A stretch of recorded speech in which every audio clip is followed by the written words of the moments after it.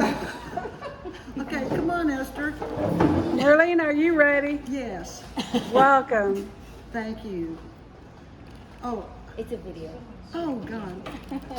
Yeah, okay. All right, I brought some moist clay tiles, which is kind of like that already have slip on them. So if you want to borrow a Scrafito tool and give it back and play with it, you're welcome to, because if you've not done this before, it is phenomenally fun, slow going, but easy to do.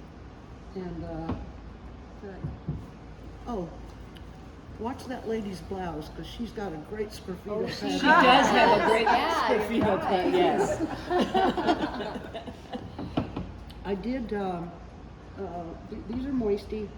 I just did some little sample tiles. I did one of these, just real quick.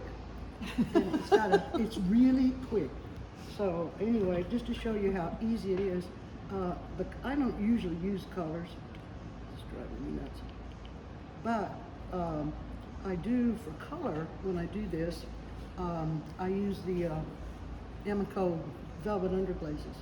And then I glaze with Amico Sahara HF9 zinc free, clear, which is easy. You order that through the mail. It's in pints. So, and I'm sure the supply chain shortage is over with now. I had to connive like crazy to get by. But anyway, if you want to try it, please feel free. And you'll see what I mean when I'm talking about what happens with the clay. Okay, let's see. Let's go with this. Okay, I use Cinco Rojo clay, which is a cone 5, and it fires to just this. Now this is, well, that right there is not glazed, but it's just this delicious, deep red, yummy brown that I absolutely love. I've used it for years and years.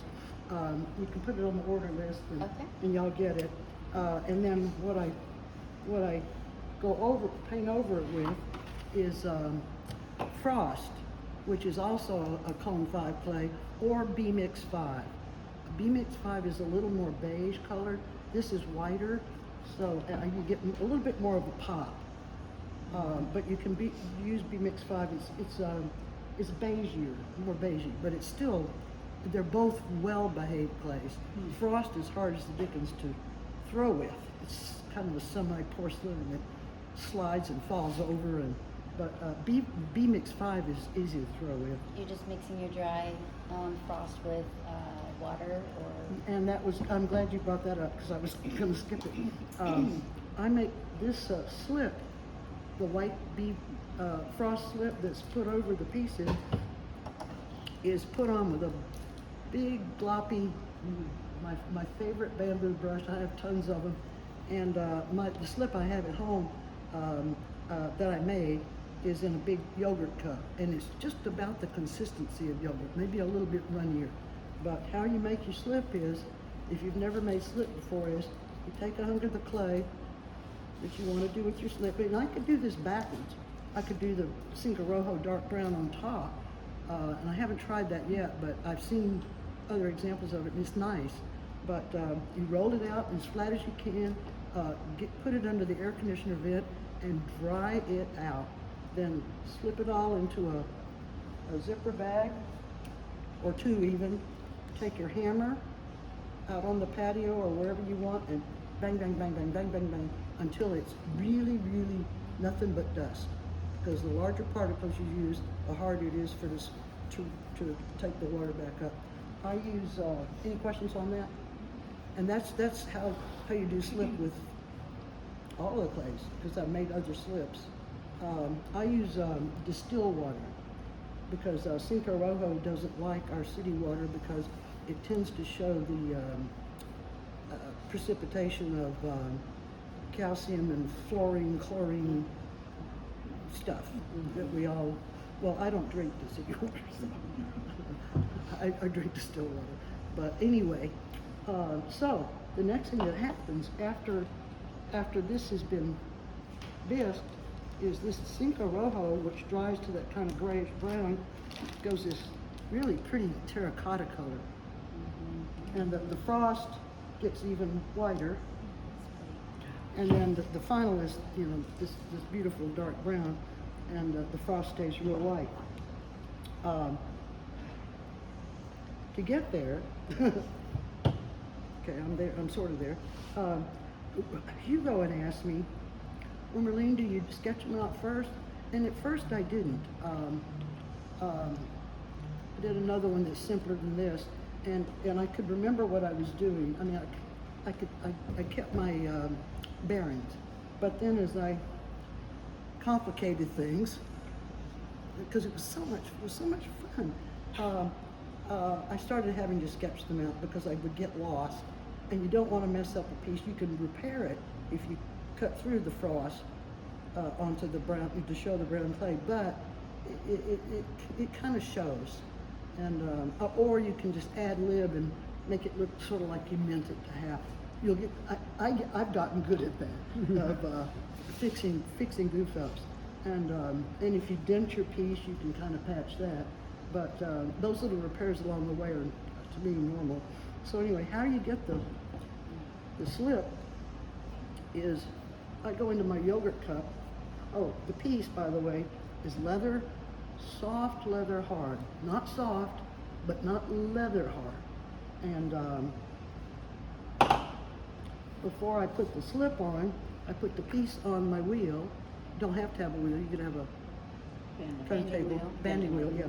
And I spritz it. Now, spritz water doesn't come in Tresemme extra hold. However, I have found this is such a fine mist. It's much, the others have these big droplets. Some are fine, but there's a lot of big droplets. This is so even and fine, and it goes all over it, and then around the bottom. And get your plate, and you use this through the whole process numerous times, so it's well worth it to buy the hairspray and either use it or pour it out and get this. It's in that little travel section of the grocery store. Okay, so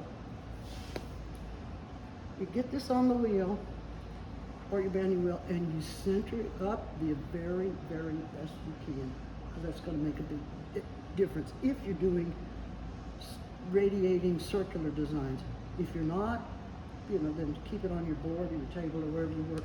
I work on a kind of a rickety card table with vinyl, clear vinyl over it. It's so easy to clean. Oh, I love it.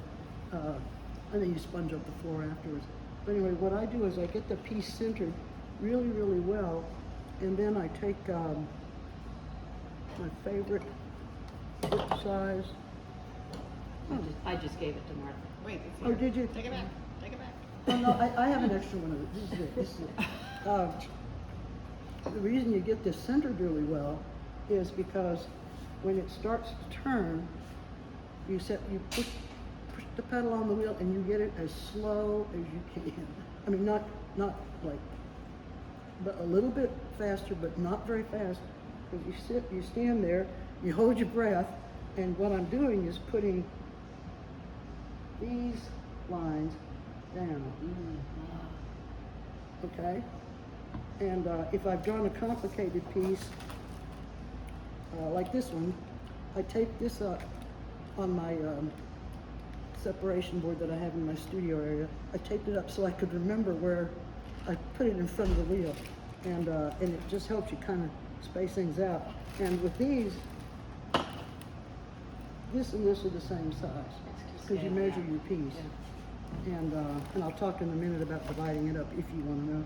So anyway, you get there and the wheel is turning. You don't put your foot on the pedal, because I found when I put my foot on the pedal and I'm holding, the more I try to control this, my foot automatically starts moving and it just goes too fast. So you hold it. I found what I do is, I wasn't thinking about it, I just did it. And I had to think about it the other day because I needed to tell y'all, get your back set, and you get like this, and then when you've gotten you the place where you want to be, you lay the point down and keep it where it is. Let the plate turn under your stylus. This is a ball stylus, and there's a lot of different sizes, and it makes it so easy. But And this rests on the rim of the Splash. splash pan, that yellow thing, I have a rim. So anyway, and let it go all the way around. If you want it a little bit wider, or you've got some spots that have skipped because this is your first time, you do it again. If you have to do it again. If you want it wider, use a bigger ball stylus. And I wouldn't recommend putting it on a piece that you're really crazy about for your first time. I did that, and I had to really do a lot of ad-libbing to fix it.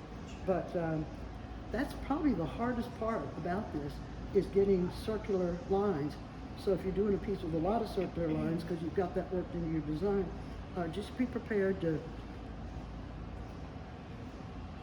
stand there and sweat a little bit, or ad-lib and do all kinds of other things.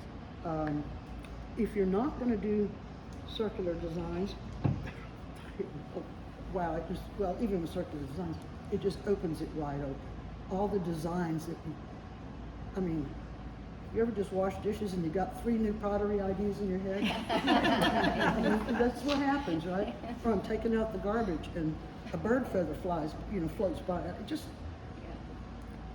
keep those things if you can, if they don't slip away. Sometimes I forget them, but if there's one that really just grabs me, I go, oh, I can see it in the clay. Go write it down on a Post-it note. Yeah. My desk and my computer is just Post-it notes all over the place, and not all of them are designs, but just the idea of don't lose some of those precious things, because they might turn into something really good. But if they're really good, they'll come back. I've had my best ideas when I've been sitting there staring at the mulch out in the yard. Out where I have my plants, just because it's all willy-nilly and things come out of it. Okay, I don't take medicine for that.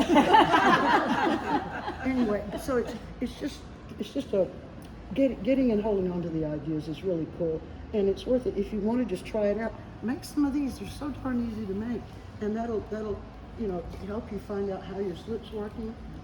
Practice with the tools, things like that. There's something I skipped. Merlin, can I ask a question? Yeah. You could also, if you don't want to use slip, you could use underglaze. You could, and I haven't done that yet, and I meant to look something up on it. And if it's moisty, I did look something up, and they said you could do it on bisque or you can do it on bone dry. It makes my teeth feel funny. Yeah. It's I've like done eating it. sand. Have you? I've done it on Leather hard. not quite leather hard. Well, Yeah. this and so fine, so easy to use, just really wonderful to have. And that can give you, if you're using a white clay, that can give you a contrast. Yeah. Right, so Thank you use a colored, that Or- lovely flame orange, but that's she uses the underglazes to actually Yeah, paint in her designs. Exactly. Frost underneath, and then Scrafito That's in exactly. with scratch, which is what that means. Go in. I don't pre-sketch. A lot of the designs I use are you just go with them because they're repeating, and you just go with them until it fills up the surface. And then another thing about design is contrast and repeat.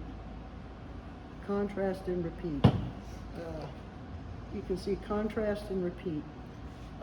Thin, wide, lots of white space, dark space, busy, not busy, large, small, one pointing this way, one pointing that way, things going this way, things going that way.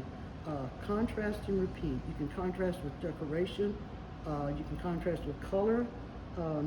Think of contrast and repeat. When you look around, a lot of times, and just ask yourself to sort of see contrast and repeat, and you'll find that a lot of times your eyes will really like what you're attracted to it.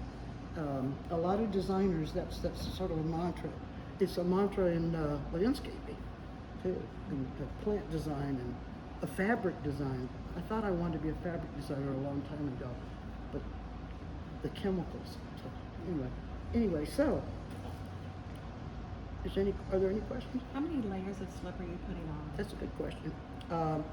I put on pretty much one good layer. This brush, when it's on the wheel and turning slowly, I let my wheel turn slowly, and this is, you know, of course, prior to the banding, because then you let it tighten up and you put your banding on.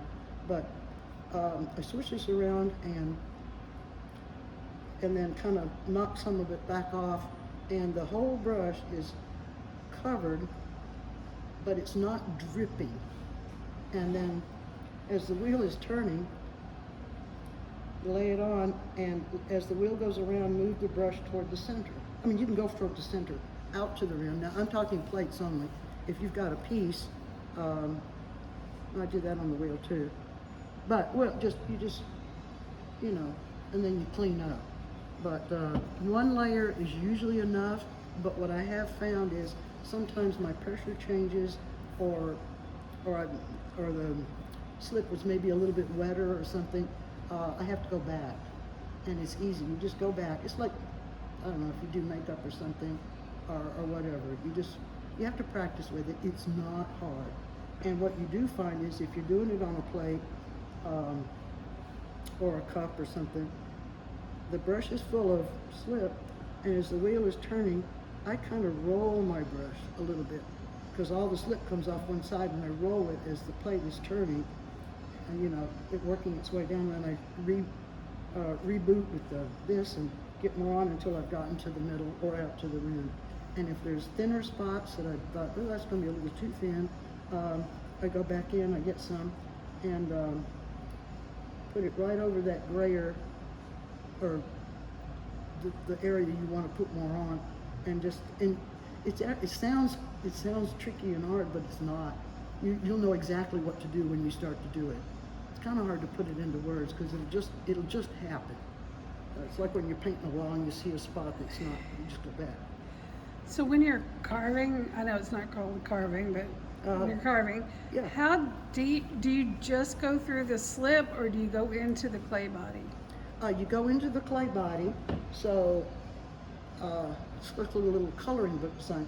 To get that dark line in my case, or the opposite, you go in just enough to where it starts showing, and then you say, is that too thick or too thin? I got both all my teeth in. It's going to be captured. Okay, it's so. Just try it, Esther. It's Okay. Yeah. I will. You I have will. to try it. I can't do that in this. Oh, Well, you can well, when you're done. oh yeah, yeah, okay. So Merlien brought tiles to the homeschool class one day. Oh yeah. And we did this with the homeschool kids, and they had so much fun. And one girl drew a birthday cake. It was a fish. Yes, and somebody drew a fish and a sun and some mountains. So you can just do, you don't have to do the repeating patterns like she does, which intimidate the living daylights out of me. But, just draw something with it. Well, that's what this is, just think of something like a little happy thing. Mm-hmm. Or it could be a goldfish or something. I was hoping Liz could see this, because I did this probably 15 some odd years ago, but I made my own color slips. Oh. And with Mason stain. That you got to be real careful with the mask. But and you can see they're more pastel. But anyway, this is much easier. I didn't know about velvet underglazes when I was doing that. If you want to do something like this, and you say I use tenths of something just seems to work for me. But you can do fifths, fourths, eighths. In fact, even numbers are kind of easy, especially the ones like sixths and fourths and eighths. Eighths is real easy. I found this in Dick Blick, that art supply catalog, and what you do is you put it on your paper, and you pick a diameter, and you hold this, you stick this where you want it, and you see what it did, and it goes in a complete circle, and it is so easy to do. I love this little tool. I have a drawing board, so I take my paper down, and then to divide it into tenths, I usually start with this and this, and since I'm I don't have a protractor, Yes. so the people who know math could say how to do it real easy. I have a better way, let me show you. Yeah, I figured, and I folded my paper before to get fifths, or, you know, whatever, and then mark that. And then you can put it on your plate, once you've got your design, once you sort of know what you want to do, and use a sewing needle right on the edge of the plate, and put a little. If you've seen these hanging in the wheel Oh, ring, yeah. that's where these come in Oh, handy. I want those. I want those, yes. And they have, you know, you can buy smaller versions of it, but the numbers will tell you. So, for Yeah. example, the red numbers, every time there's a red, that's The ninth, divided yeah. into ninths. So this is the odd one. Oh, This here's is the the even one. Okay, I'm taking this one home. Okay. Nope, you gotta sign it out. Nope, you can't do it. No, so yeah, so this makes it really easy, and it's got the little dots, so you can make your marks. Yeah, yeah. That's nice.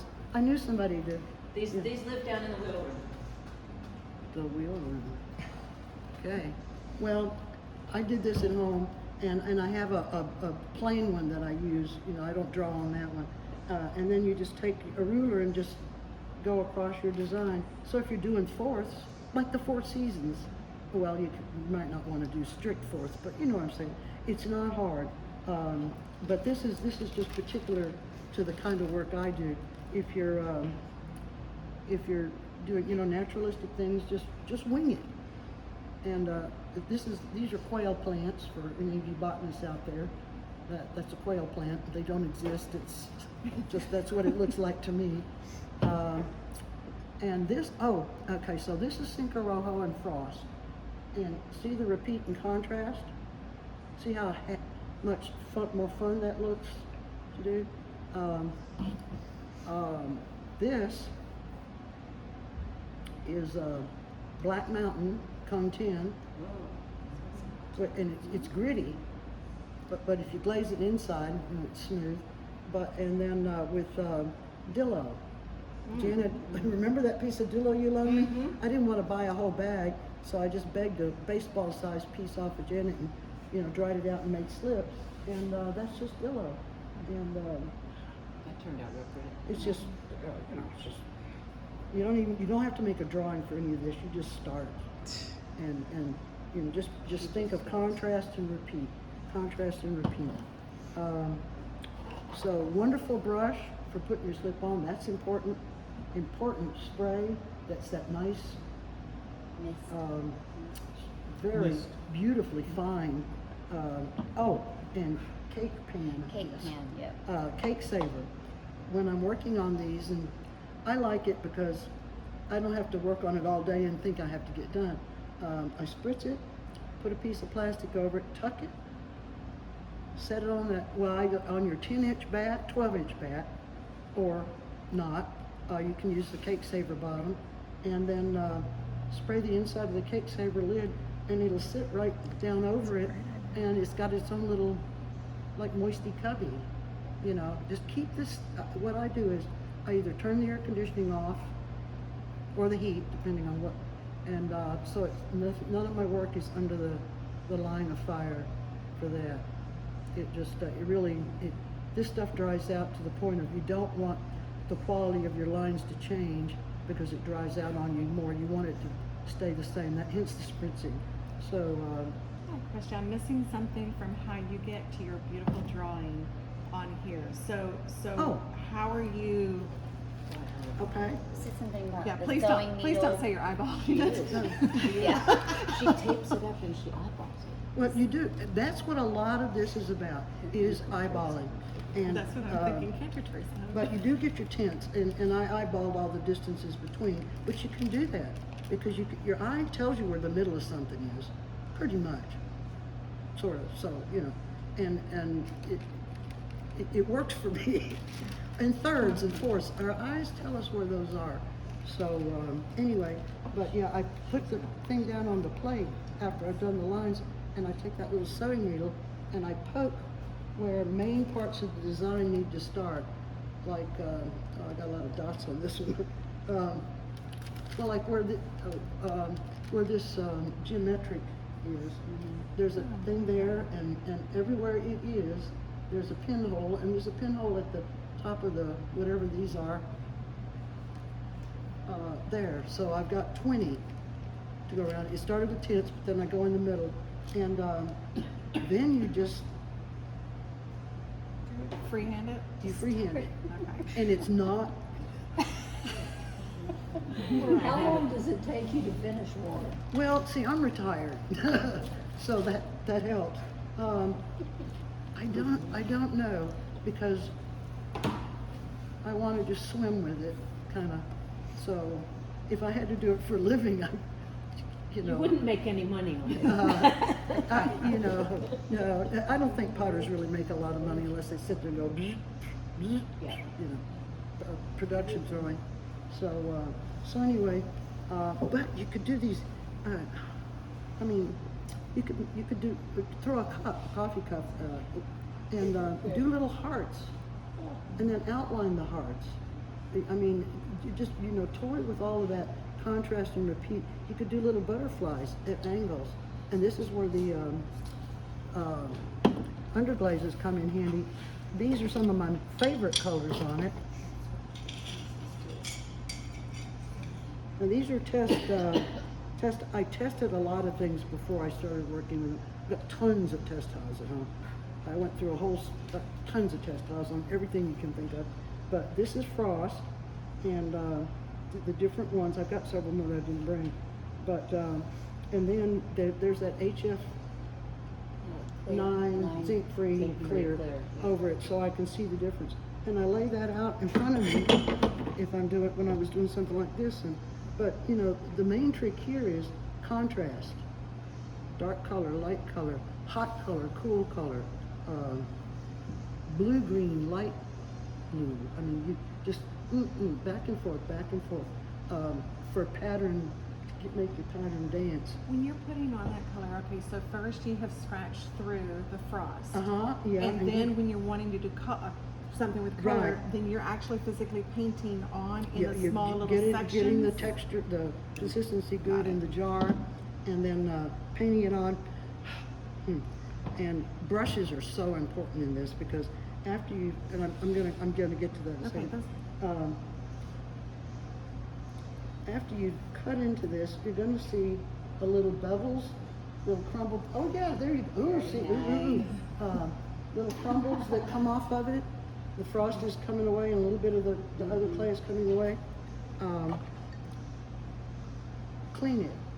Tip it over your newspaper on your table. Now, if it's dry and dusty, be sure you're not breathing this stuff.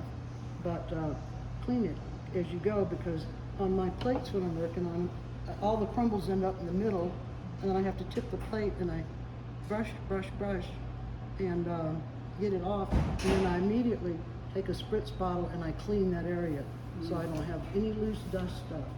If you still have a ridge, if you've really cut in and you have a slight ridge, an old doll's steak knife that you carefully take across, and I have a really good work light. I mean, it's excellent, and I couldn't do it without it. And close-up glasses, so but you can scrape that, or you can use your thumbnail. I mean, just and if you dig in too much, fix it. You'll learn how to fix. This is my favorite. I love this brush. This brush is for clear, because then after this has been bisque, and I put on the Amico clear, I really get a nice soft, deliciously soft little brush, and and it's one that's easy to control. You can tell right where you are. And sometimes if I'm glazing more than one piece, I'll do one coat. You're supposed to do 3. I do one coat in one direction, and then I mark that down on the table in front of me, and then the next piece 1, so I can go back, so I don't lose count. So I don't do just 2 if you're doing it repetitively. This was made with a long time ago with slips I made using the Mason stones, and I didn't look up Scrafito. In fact, I didn't even know what it was. I just started doing it because it's like a coloring book. If you like coloring books as kids, Making your own, make basically. your thing. Make your coloring book for yourself of things that you like or love. Sea creatures. I like the outdoors a lot and nature, but you could do tennis shoe patterns, or shoe print patterns, or shoelace patterns, Celtic knots. There's no limit on what you want to do. A logo for a company, if somebody hired you to do some special play, I'm just looking at her the logo. You can, with that design in the middle. There's so many things you can do. Lots and lots of things. Oh, and it's not just the ball stylus. You can use other things like this loop tool. I did look up Scrafito the other day, finally, and this loop, the work out there is just, my jaw is just dropping. The folks that are on the internet, for when you say what is Scrafito or show me examples of Scrafito, that's the end of my technical knowledge with the computer. I just ask Google to take care of me, and all this stuff comes up. It's phenomenally beautiful work. The eyes and the hearts of the people who have made some. Oh, it's just gorgeous, and it's not just this geometric-y stuff. No, I was gonna say this is how we feel about you. Yeah, exactly. I mean, Well, what look you up do is Scrafito phenomenal. and wait till you see this. There's one person with the fish and the grace and the beauty and the darker bodies, and one person with cherries with leaves, and they're not. It really excites me. This field is wide open. This technique. It can be color or not color. You can get just way as exciting with just a dark clay and a light clay, whichever you go. Oh, and by the way, the little gallery out there, have you seen Wilhelmie's bowl? Yes. Whew. If you haven't seen this humongous bowl by Wilhelmie, go see it, because that's a Scrafito, different color slips. They're almost as deep. So anyway. What size brush do you use to do the underglaze? What size? This brush, don't even come near it. It's the only one I have. I was thinking, should I even bring it? Because what if I lose What it? if you lose it? I don't remember where I got this. It's a little bamboo brush with the most phenomenal tip on it. But this brush, underglazers are so easy to control, and this brush That's is what, just that's what you do this with? absolutely, and you just you got to do 2 or 3. Sometimes you can get away with 2, and one little dot, ding, ding, ding. This brush lifts off, and the stuff does not go all over the place. Underglaze has a viscosity that is just perfect. You lift your brush off and it doesn't go running. Well, you've got the edges. And the edge, you go edges right help. up to the edge and it just stops. And if you do get some in your lines, that's no big deal. You just go with the Scrafito ball stylus right up back over it. And again, cleaning carefully. Do not breathe the dust. Spritz it down if you don't want to, wipe the dust off right away. Carefully push it with an index card or something over to one side, or fold it up in your paper. If you're working on newspaper, which is a good idea, and or spritz it so it doesn't have a chance to get in the air. So just I'm one sure more I skipped a lot of question things. about this. Hmm? So you're not tracing it. No. This is. We really want you to be tracing. I know. Are you sure? I'm positive because when you look at this and you look at that, Yes. there's a lot of difference, because I don't know, it's just how it ends up. So you're These just are- marking it.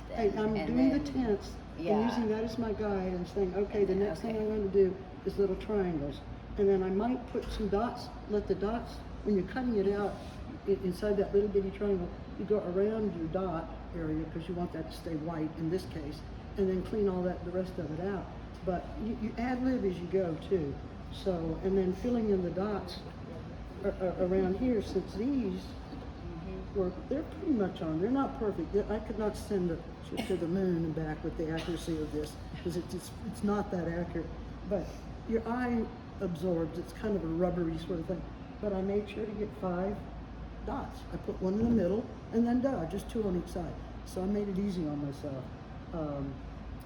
you know, and if you accidentally scrape through and a little dot goes away, you know, go back in with something and tip the little frost and, you know, so it's, yeah, but it's not traced, it's just using the pin and then, using the pin. Well, I expect that we're gonna see lots of Scrafito Yes. coming Oh, up. I want, go, look online. Look online, I mean, I love her shirt, I mean, it's I know, just- seriously. it's gorgeous. So anyway. Thank you, go Merlien. online. Thank you.